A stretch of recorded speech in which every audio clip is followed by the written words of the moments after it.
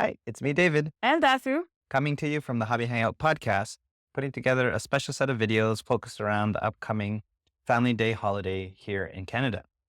We'll be putting together 5 separate videos on different categorizations, including couples, new gamers, kids, strategy games, and party games. Today's video will be focused on kids. And as we speak, we'll be highlighting a couple of different games and some icons on the screen, focusing on the playtime, the recommended age group, the number of players, as well as the recommended space based on our experience that the game itself will take to play. And just putting it out there, we do not have a sponsorship by these games. We have no affiliation. We are picking the games that we enjoy the most and that we play often with our own kids. And so hopefully there will be a new game that might be of interest to you and your family. And some of these ones are even fun, not just for kids. So, do you want to go first? No, take it away. Well, my favorite one, I'm going to pick Dice Flick. Dice Flick is a dice game. You don't actually have to roll the dice itself. It's just, that's the item that comes with it. It can play really fast. There are, of course, certain rules of if you don't get it in one of the special sockets, I guess, then it goes back in the baggie. But the way that we modify it with our kids is that we just, well, my youngest one, we just let him keep flicking it until he gets it in one of the spaces. We also then keep track of the points, and it just allows the game to move a little bit faster, and you just stop whenever you want to. There's a little bit of dexterity in it, right? You got to fix things.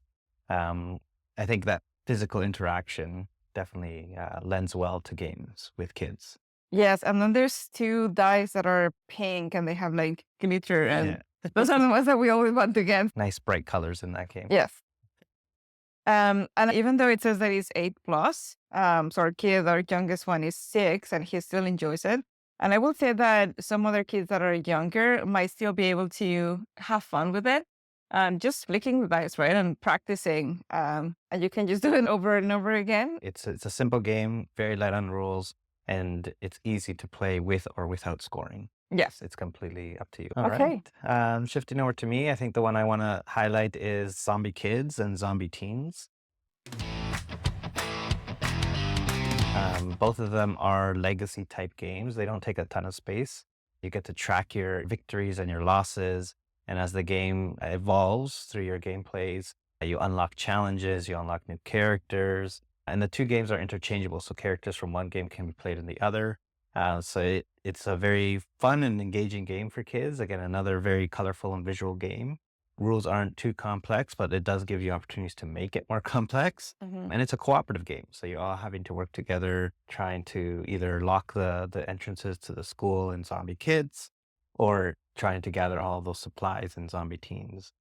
And as you progress, there's also new characters that get unlocked or new rules to it. So the game itself keeps changing a little bit, and you get some new extra powers. And then kids, they want the new character and the new skill. So I feel like the game does a very good job at setting it up as, starts with something simple that keeps evolving, and it teaches you, once you understand how the game works, then they start introducing a little bit more complexity, I guess, but it grows with your kid, I guess, in a way too. All right, back over to you. Okay, I am going to pick a game of cat and mouse. One of the actually really nice things is that it comes in a box with kind of like a magnet, and this box opens up, and that becomes your board. The only call out that I have here is that the pieces are very small, so young children can play with it, and I think the ages are 7+. Younger children could play with it without rules, or just, of course, there's small pieces, so you have to be careful with it. You also have to be careful in where you set it up, because if one of those little balls goes flying off, especially if you have vents around your home, it's very likely that it can go through it. It does come with a couple of extra balls in the game when you get it. But yes, you do run the chances of losing them, depending on how hard your kids are flicking the little balls. Yeah, and back and forth. It's a great game where there's 2 players only, and each of them is flicking their own ball. but at the same time, it's a competition because you're trying to get it through over to the other side, and you have to make it through certain holes. It's not as easy. It could potentially frustrate some of the kids if they don't make it through, but I think that it's just about adapting it, right, and making it fun. And the one thing I do like about it is the main objective of the game of trying to get those balls through the mouth of the cat and clear your side of the board. But at the same time, they also have the little nose of the cat, which is sort of like that trick or chance shot, where if you manage to knock it out, you just instantly win. So definitely can create some excitement, especially when it's not that moment of, oh, I just won and by chance, completely by chance. Okay, your turn. I'll mention one that I know my son really enjoys. It's called Sosig. It's a small package. It can be played very quickly with up to 4 players. It's essentially just building sausages, whether they're saucy or spicy or different kinds. And you're trying to make different shapes through the cards that you collect. And at the end of the game, you sort of score your points depending on how big you manage to make them and what funky shapes and objectives you're able to achieve. But also the fun part of it is as you're achieving things during the game, you also have the opportunity to burn other people's sausages and sort of ruin their scoring. And it's fun because the pictures on the board or on the cards are very, how would you describe them? Like friendly and cute, right? So it's funny to see that game play out. That game says that it's 10 plus. Again, our son is 6. So I think that with help, younger kids can get to enjoy that game. Yeah. So back to me, I am going to say Monkey Palace.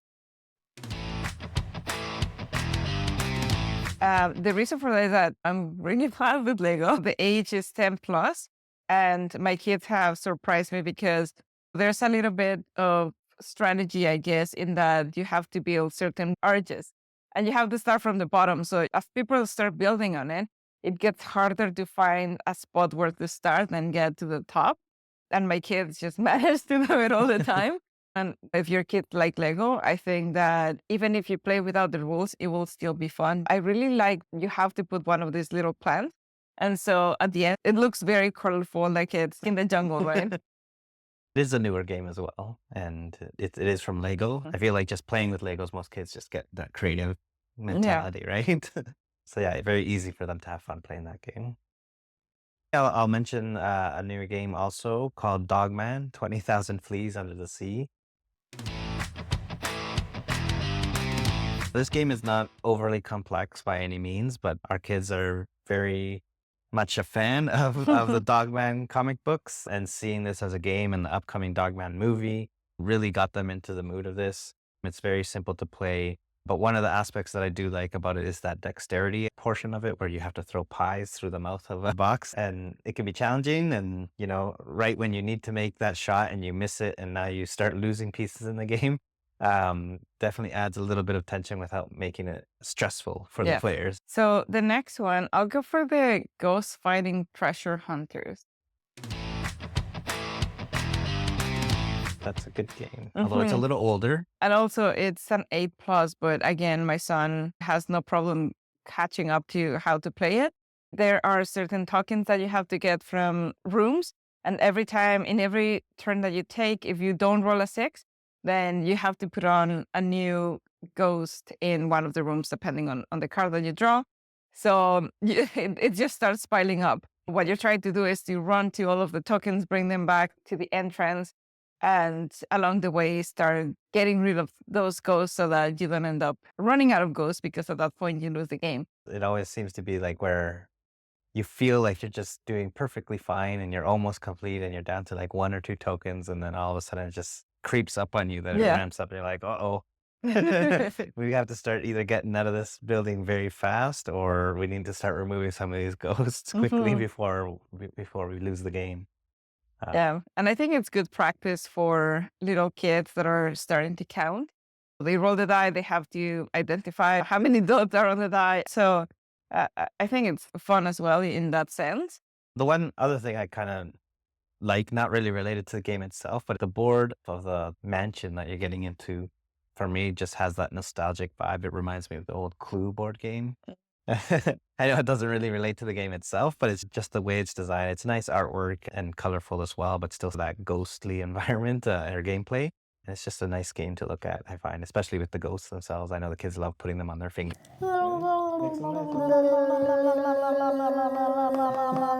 So I think that brings us to the final game, which is Rainbow Bunny Bop.